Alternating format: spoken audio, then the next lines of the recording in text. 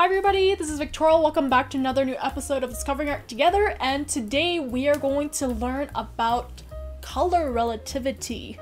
So we're going to learn what is color relativity, and also we're going to learn how can we apply this into our own paintings, drawings, and any of the new artworks that we are currently creating. By looking at two new paintings here. One is by Vilhelm Hammershøi and then the other one is by Johannes Vermeer, and we're going to see how does color relativity work and what can we learn from it. So if you guys are ready, let's get started.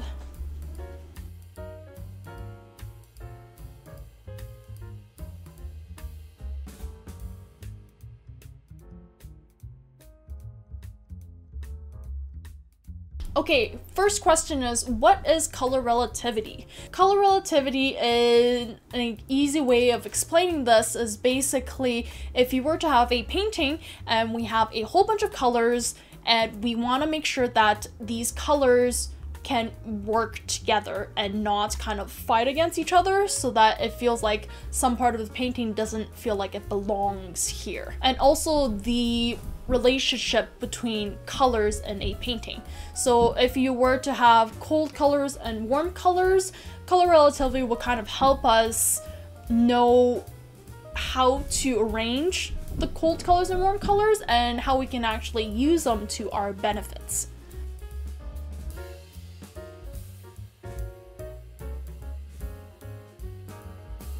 So in order to learn a little bit before we actually test it out in our own paintings, we're going to take a look at two paintings today and discover and kind of explore and research a little bit on how these two artists use their color relativity in their paintings. So let's take a look at our first painting. Our first painting is by Vilhelm Hammershøi and it is called Drawing Room with the 4 Copper Prings.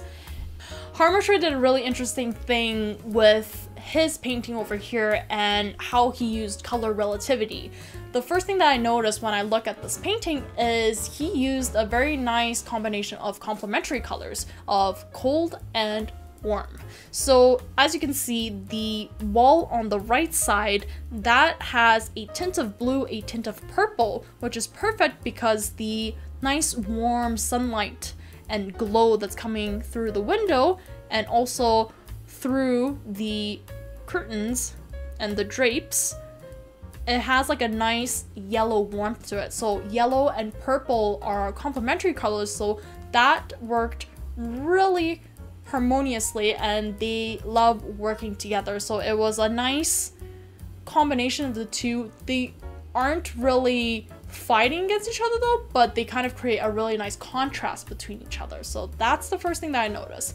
The other thing that I noticed in his painting over here is if we took a look at the table at the bottom over here, that table has a warm feeling to it. And the reason why that is that with that warm woody color, the surrounding woods and the floor, for example, and also part of the bottom side of the window, those have a slight tint of a colder color, a cooler color, which is more like a bluish gray, and also more of a neutral color too. So that, beside the woody, warm color tone of that table, would actually make it a lot warmer than it actually is if we were to put colder colors beside it. If we were to put warmer colors beside it, it won't look as warm unless we do have a comparison. So when it comes to color relativity, we need to have some kind of comparison between the cold and the warm colors, and sometimes we can work something together. So it doesn't mean that in an area where there's a lot of cold colors, we can't use a warmer color to make the colder color colder. The other thing that I noticed as well is that there is a lot of neutral color in this painting, so that's really great because it's less there's less screaming in the painting, I would like to mention about it. So everything is very neutral, very harmonious. We have a middle bridge to bridge the warmer colors and colder colors. So the floor majority is either neutral or kind of more on the colder side, and anything that's like in shadow, or if we are getting closer to the warm sunlight from the curtains or from the window through the curtains, we have a more warmer color with that. And he did a great job at balancing everything out. There's not too much warm colors, there's not too much cold colors, but every area that we see that there is a warmer color tone, we also do have a colder color beside it to kind of enhance it. And if we were to kind of take a closer look at it, the coldest color would probably be the floor, and then the wall on the very right side, and then the warmer colors would definitely be the four frames at the center, and then also just the general warm sunlight.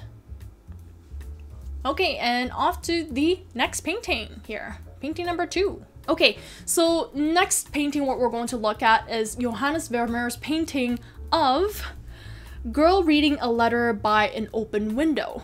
So in this painting, we're gonna see what can we learn from Vermeer and how did he use his color relativity in his painting. So first thing that we notice here is definitely the warm sunlight that's coming in from the window on the left. So as you can see, the green curtain, that's really nice warm colors. As you notice, anywhere that we see shadow in this painting is kind of using a colder color.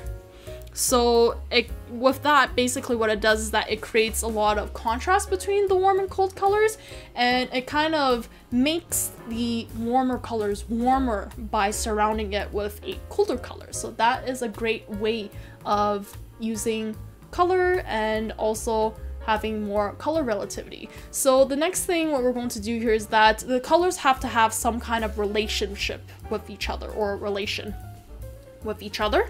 And the first thing that I noticed, that the warm sunlight that's glowing on the figure and also on the wall in the background, it's kind of reflecting and emerging together and connecting with the green curtain, mostly in the brighter areas of the curtain. So that actually helps us connect the green curtain so that it doesn't seem out of place, and then everything else can definitely go into shadow and gets colder in colors. So that we already have a nice connection between the two colors.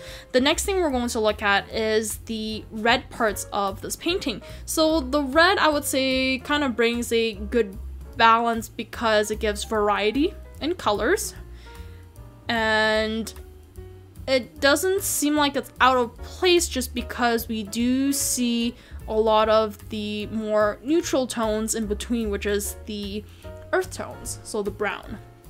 And also what we also do see here is the coldest color that we could probably see here is probably the shadows at the top part of the wall, which is a lot more of a colder shadow. It has like a tint of blue to it, and that is in relation to the frame of the window. So that window over here, as you can see, the frame itself, it has a lot of blues, it has a lot of colder colors, and definitely the neutral colors, which is like the yellows and the browns, really help connect this whole painting together. So everything seems to be relating to each other, nothing seems out of place. So that is how Vermeer used his color relativity in his painting.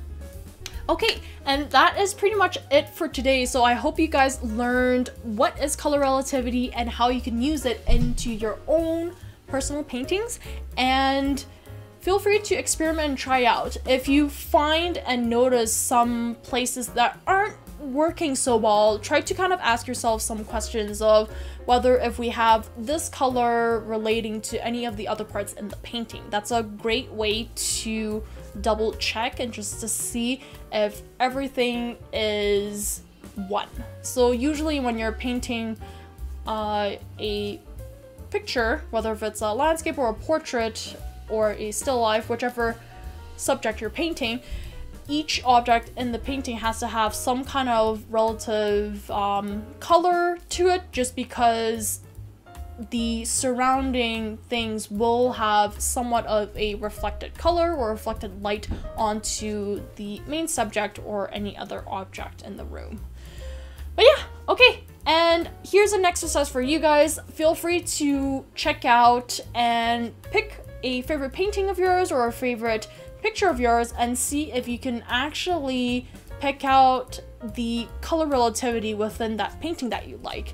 And that's exercise number 1. Exercise number 2 that you can do here is that you can actually go ahead and paint something a little bit simple, but try to add some different lighting. So adding a warm lighting and a cold lighting, and just kind of see what that would create if we were to have both of those in a similar room, and see if we can work something out so that it makes the color harmonious, and so that they can work together so that they don't fight against each other.